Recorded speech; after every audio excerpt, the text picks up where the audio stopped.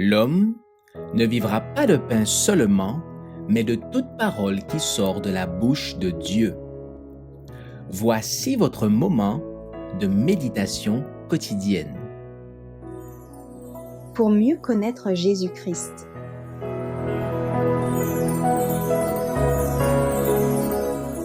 Une vie de puissance, le 29 mai. Il faut que je fasse, tandis qu'il est jour, les œuvres de celui qui m'a envoyé. La nuit vient où personne ne peut travailler. Jean chapitre 9, verset 4. La vie chrétienne ne consiste pas seulement à pratiquer la douceur, la patience, l'humilité et la bonté.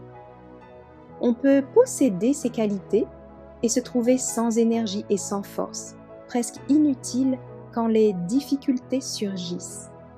Certaines personnes manquent de cet esprit positif et énergique, fait de fermeté et de force de caractère, qui les rendrait capables de résister au mal et ferait d'elles une puissance pour la cause de Dieu. Jésus, notre exemple en toutes choses, fut un travailleur sérieux et persévérant.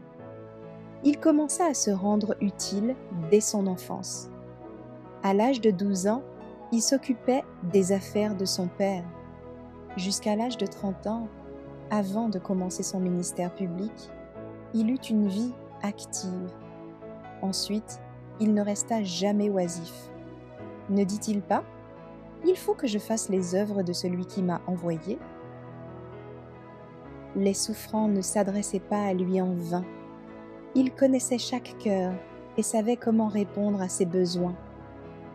Des paroles d'amour tombaient de ses lèvres pour réconforter, encourager et bénir. Il développait, devant des multitudes, les grands principes du royaume des cieux, en termes si simples que chacun pouvait les comprendre.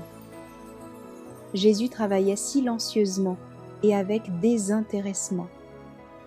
Il ne recherchait ni la gloire, ni les richesses, ni les applaudissements.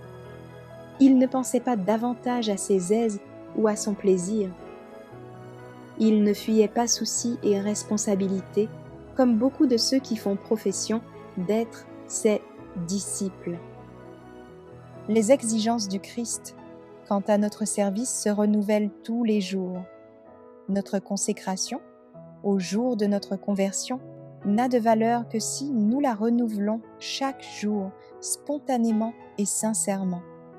Nous ne disposons pas de mois, d'années pour rester aux pieds de Jésus.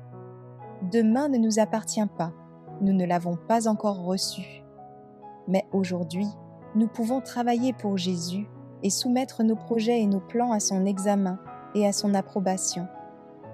Ce jour que vous vivez est au Seigneur et vous êtes ses serviteurs.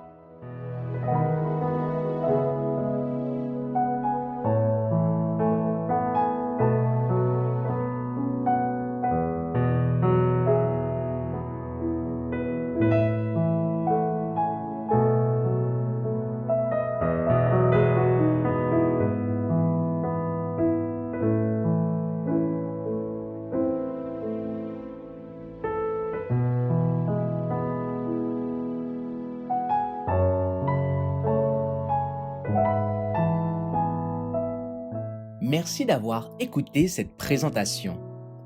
Assurez-vous de nous rejoindre demain pour votre moment de méditation quotidienne avec lereste.org.